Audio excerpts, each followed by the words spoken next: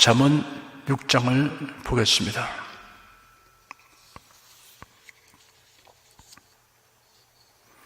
6장 1절에서 5절까지 다 함께 읽겠습니다. 내 아들아, 네가 만일 이웃을 위하여 담보하며 타인을 위하여 보증하였으면 내 입의 말로 네가 얽혔으며 내 입의 말로 내어 잡히게 되느니라. 내 아들아, 네가 네 이웃의 손에 받았은 적 이같이 하라. 너는 꼭 가서 겸손히 네 이웃에게 간구하여 스스로 구원하되 네 눈으로 잠들게 하지 말며 눈꺼풀로 감기게 하지 말고 노루가 사냥꾼의 손에서 벗어난 것 같이 새가 그물 치는 자의 손에서 벗어난 것 같이 스스로 구원하라. 본장에서는 사회생활에서의 지혜로운 처신에 관하여 기록되어 있습니다. 5가지로 정리할 수 있습니다. 방금 읽은 부분은 그 첫 번째입니다. 담보나 보증에 대한 경고입니다. 타인의 금전 차용서에 이서하거나 연대 책임을 서명하는 일은 신중히 해야 합니다. 재산을 차압당하고 길에 나서야 하는 불행한 사태가 발생할 수도 있습니다. 오늘날의 경제사회뿐 아니라 옛 시대에도 담보나 보증으로 인한 채무를 이행치 못하여 공경에 처하는 일들이 종종 있었습니다. 히브리 법에 의하면 채무자가 기한 내 빚을 갚지 못하면 보증인은 채무자 대신 재산을 압류당하고 그것도 모자라면 심지어 이스라엘 사람에게 있어서 가장 기본적인 살림 도구이며 필수적인 생활용품인 누운 침상과 옷까지 빼앗기게 됩니다. 열왕기하 4장에 보면 선지자 엘리사의 생도의 아내가 선지자에게 나와서 호소하는 장면이 있습니다. 당신의 종 나의 남편이 이미 죽었는데 당신의 종이 여호와를 경외한 줄은 당신이 아시는 바니이다. 이제 체주가 이르러 나의 2 아이를 취하여 그 종을 삼고자 하나이다 라고 절박한 사정을 아뢰어 도움을 간청하였습니다. 예수께서 제 아들에게 용서에 대하여 가르치시면서 예를 든 비유에서 하늘나라는 자기 종들과 결산을 하려는 어떤 왕과 같다. 그가 결산을 시작할 때 10,000달란트를 빚진 한 종이 그에게 끌려와시나 그가 갚을 것이 없으므로 주인이 그 자신과 아내와 자녀들과 그가 가진 모든 것을 팔아서 갚으라 명령하였다라고 서두를 꺼내었습니다. 타인을 위한 담보나 보증은 만부득이 한 경우라도 만약의 사태가 발생했을 때 견딜 수 있는 범위 내에서만 해야 할 것입니다. 채무자가 기한 내에 빚을 갚지 못할 경우 보증인은 파산 상태에 이르게 됩니다. 본문 말씀은 보증인이 이러한 경우를 당할 때에 대한 권면입니다. 스스로 구원하라는 말은 낙담하거나 자포자기하지 말고 적극적이고 성실한 자세로 노력하여 해결해 나가라는 권면입니다.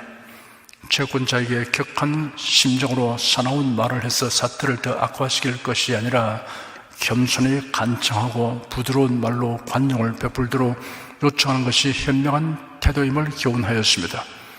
성경은 보증 행위를 금지하는 것이 아니라 여러모로 신중하게 생각하여 결정하라고 교훈하는 것입니다. 6절에서 11절까지 읽겠습니다. 게으른 자여 개미에게로 가서 그 하는 것을 보고 지혜를 얻으라. 개미는 두령도 없고 간역자도 없고 주권자도 없으되 먹을 것을 여름 동안에 예비하며 추수 때 양식을 모으느니라. 게으른 자여 네가 어느 때까지 눕겠느냐? 네가 어느 때 잠이 끼어 일어나겠느냐? 좀 더 자자, 좀 더 졸자, 손을 모으고 좀 더 눕자 하면 내 빈궁이 강도같이 오며 네 곰핍이 군사같이 이르리라.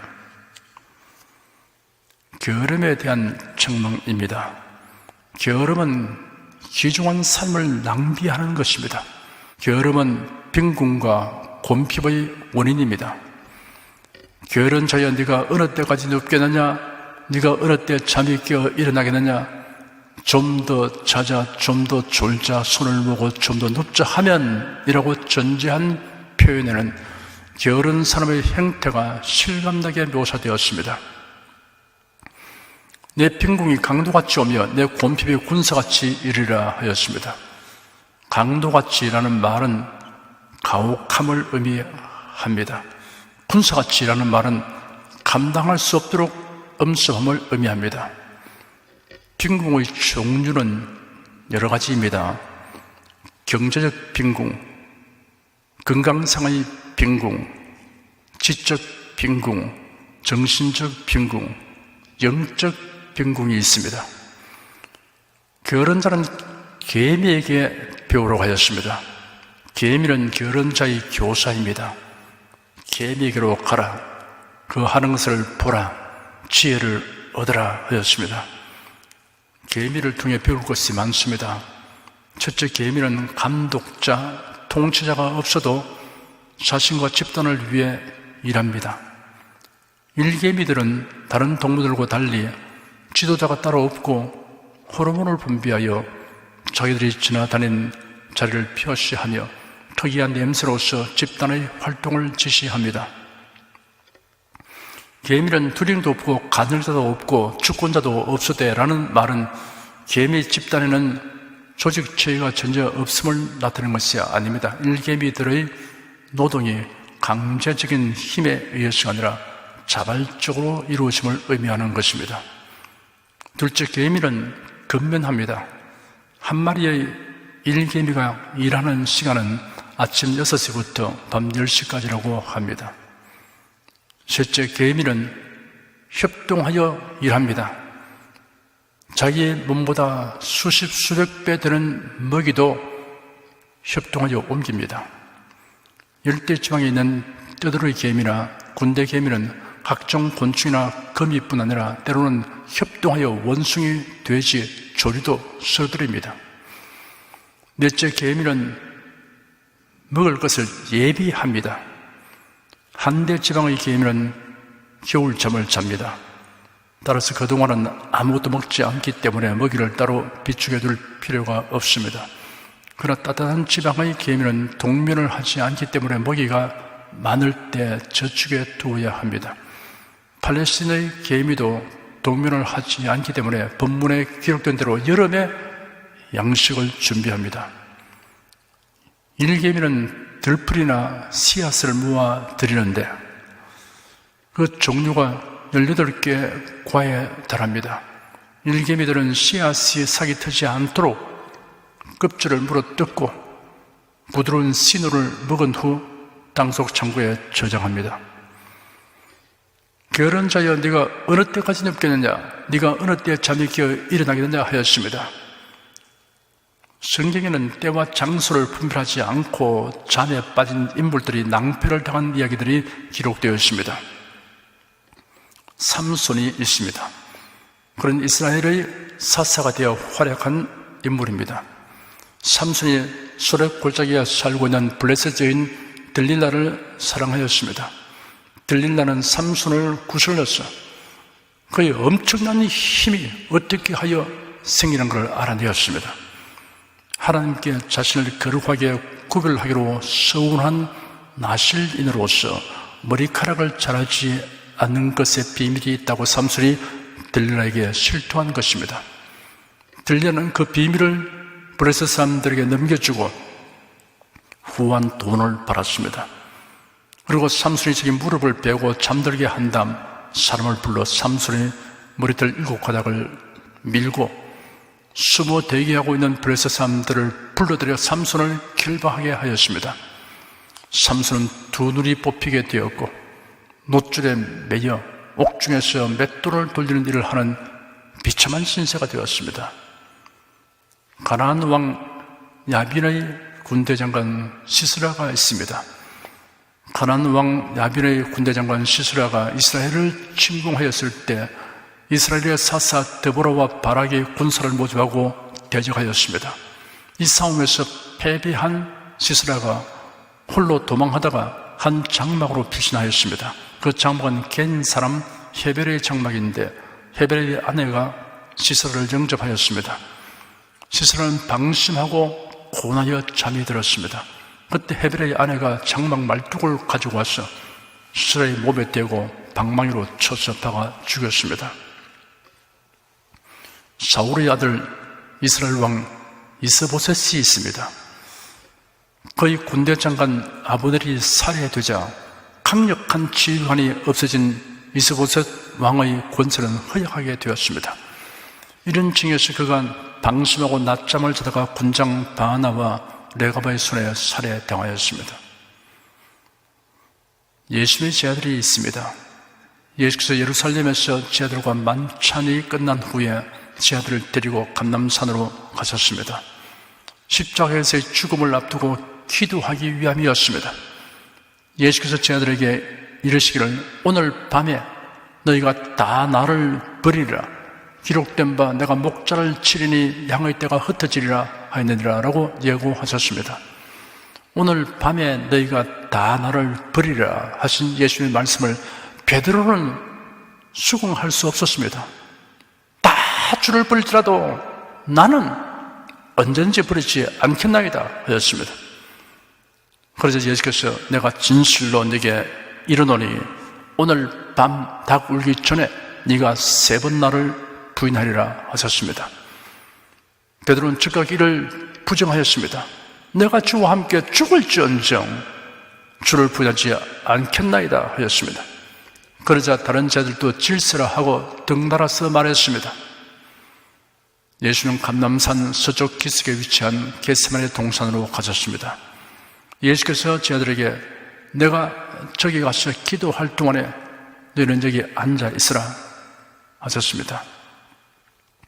그리고 베드로, 야고보, 요한에게 말씀하시기를 내 마음에 심히 고민하여 죽게 되었으니 너희는 여기 머물러 나와 함께 깨어 있으라 하셨습니다. 예수는 제자들이 있는 곳에서 조금 더 나아가서 얼굴을 땅에 대시고 엎드려 기도하셨습니다.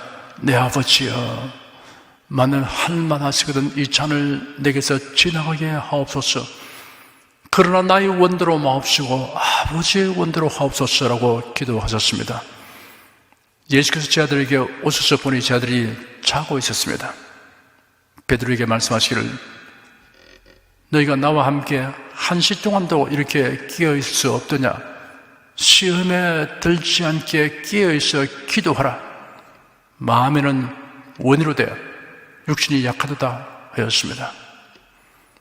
예수는 2번째 나가 기도하신 후에 돌아와 보니 제자들은 여전히 자고 있었습니다.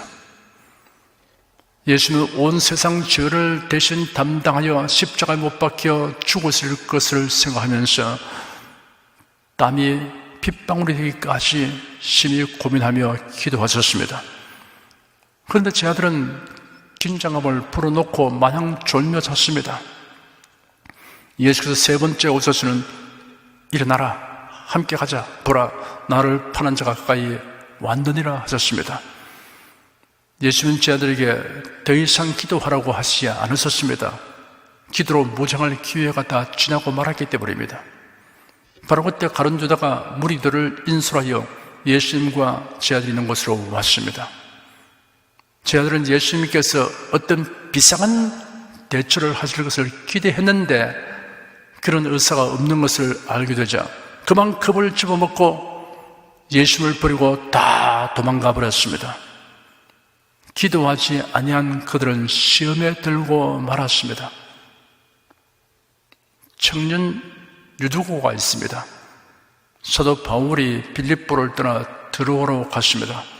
거기서 1일을 머물렀습니다.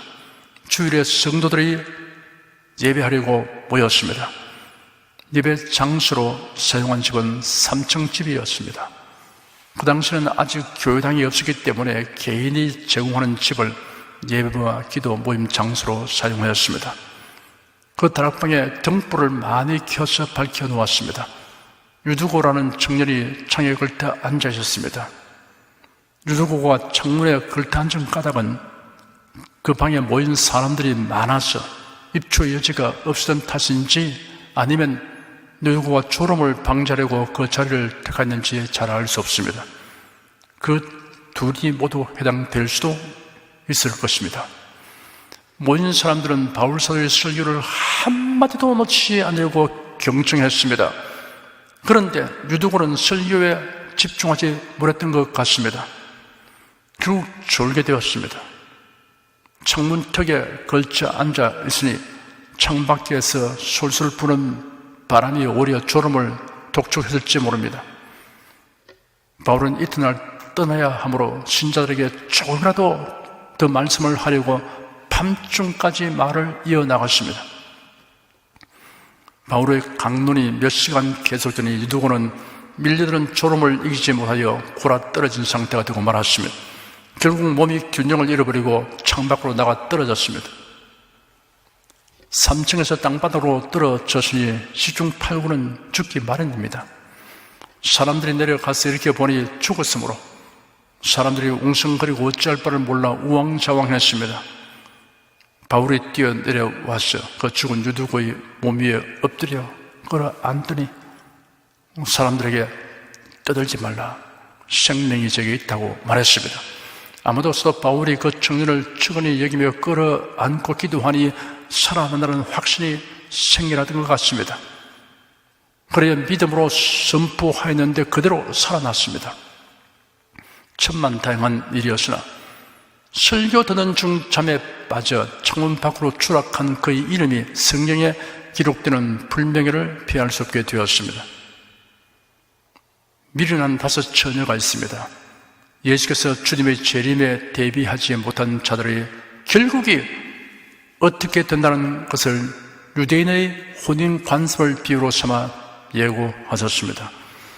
그때 천국은 마치 등을 들고 신랑을 맞으러 나간 10 처녀와 같다 하리니 그 중에 5은 미련하고 5은 슬기 있는지라. 미련한 자들은 등을 가지되 기름을 가지지 아니하고 슬기 있는 자들은 그릇에 기름을 담아 등과 함께 가져갔더니 신랑이 드디어 오므로 다 졸며 잔세. 밤중에 소리가 나되 보라, 신랑이로다, 맞으러 나오라 하며 니의 그 처녀들이 다 일어나 등을 준비할세.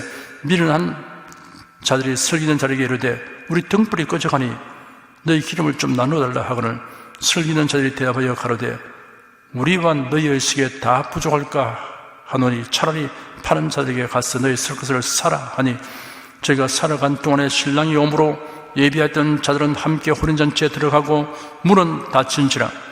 그 후에 남은 처녀들이 와서 가로되 주여 주여 우리에게 열어주소서. 대답하여 가로되 진실로 너에게 이르노니 내가 너희를 알지 못하노라 하였느니라. 그런즉 깨어있으라. 너희는 그 난과 시를 알지 못하느니라. 유대 사회의 혼인 관습은 한 상의 남녀가 결혼하면 신혼여행을 떠나지 않고 집에 그대로 일주일가량 머물러 있으면서 집을 개방합니다. 일주일 동안의 축제에는 그들이 선택한 친구들이 참석했습니다. 신랑은 그 친구들을 대동하고 신부의 집으로 갑니다. 신부의 친구들이 신랑 일행을 맞이하기 위해 멀리 남아서 기다립니다. 신랑이 언제 올지 모릅니다. 신부 측의 방심한 때를 타서 오기도 합니다. 밤중에 오게 되면 등불을 켜고 맞게 되어 있습니다. 예상보다 늦게 오면 기름을 따로 준비하지 아니한 등불은 꺼져버립니다. 등불을 켠 자만 신랑을 맞이할 수 있습니다. 신랑이 일단 와서 문이 닫혀지게 되면 그 후에 오는 사람에게는 참여할 기회를 주지 않습니다. 이 비유는 신자들의 신앙이 해이하게 되어 영적으로 졸며 자게 되면 주님께서 재림하실 때 들림받지 못하고 낙오자가 되고 만나는 경고입니다. 게으른 자여, 네가 어느 때까지 눕겠느냐? 네가 어느 때 잠이 깨어 일어나겠느냐라는 본문은 잠자는 것을 문제 삼는 것이 아닙니다. 자기 일을 덩하니 하고 무분별하게 행하는 자의 게으름에 관련한 잠을 지적하는 교훈입니다. 정상적인 잠은 보약입니다. 잠과 건강과 밀접한 관계가 있습니다. 만성적인 수면 부족은 육체와 정신에 심각한 피해를 초래합니다. 시편 127편 2절에 기록되기를 여호와께서 그 사랑하시는 자에게 잠을 주신도다 하였습니다. 숙면을 위한 기도가 필요합니다. 하루 7시간에서 8시간의 잠을 자되 가급적 저녁 10시쯤에 취침하는 것이 좋다는 것은 의학적인 연구 결과입니다. 본문이 교훈하는 요점은 게으른 자가 되지 말라는 것입니다. 정신을 차리고 일할 때 일하고 임무를 맡은 자는 열심을 내어 성실하게 임무 수행을 해야 합니다.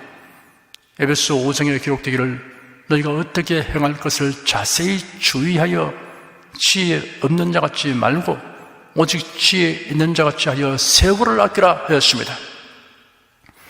이 세상에서의 삶은 일회성입니다. 지난 세월을 되돌릴 수 없습니다. 세월을 낭비하는 자는 어리석은 자입니다. 부지런함은 그래도 인의 특성입니다. 무슨 일을 하든지 마음을 다하여 주게 하듯 하기 때문입니다. 신앙생활을 제대로 하려면 부지런해야 합니다. 부지런하여 게으르지 말고 열심을 품고 주를 섬기라. 너는 말씀을 전파하라. 때를 얻든지 뭐든지 항상 힘써라. 쉬지 말고 기도하라 하였습니다. 게으른 자여 개미에게로 가서 그 하는 것을 보고 지혜를 얻으라는 말씀에서 개미라는 단어를 여러분에게 적용시켜 게으른 자여 나에게로 와서 그 하는 것을 보고 지혜를 얻으라 라고 말할 수 있기를 바랍니다. 사랑하는 여러분은 자기 책임과 의무를 자발적으로 열심히 행하고 협동을 잘하며 주님 앞에 서는 날과 주님의 재림하신 날을 대비하여 살아가는 데 있어 모범이 되시기를 축원합니다. 기도하겠습니다. 개미를 보고 지혜를 얻으라고 하신 말씀을 경청하였습니다. 하나님께서 그 지혜의 만물을 통하여 주신 교훈을 배울 수 있도록 우리에게 영적 통찰력을 주시옵소서. 배우고 깨달은 말씀을 실제 생활에서 그대로 적용하고 실천하여 신앙과 생활에 발전하고 향상하는 즐거움을 갖도록 도와주시옵소서. 예수님 이름으로 기도드립니다. 아멘. 찬송가 50장 부르십시다.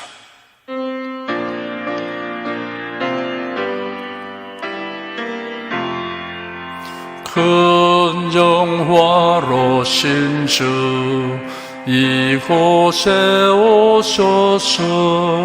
이 모인 자들로 주 백성 삼으사 그 중에 항상 계시고 그 중에 항상 계시고 큰 영광 나타내소서.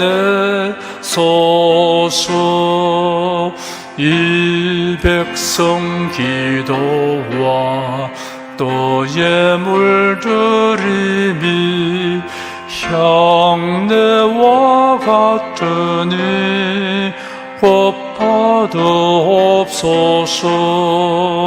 주 예수 크신 복음을 주 예수 크신 복음을 만백성 듣게 하소서. 또 우리 자손들 다 주를 기리고 저 성전 돌같이 긴하게 하소서. 주 구원하신 능력을 주 구원하신 능력을 늘 끝날까지 주소서. 주 믿는 만민이 참도를 지키며 옛 성도들 같이 주 찬송하다가 저 천국 보좌 앞에서 저 천국 보좌 앞에서 늘 찬송하게 하소서.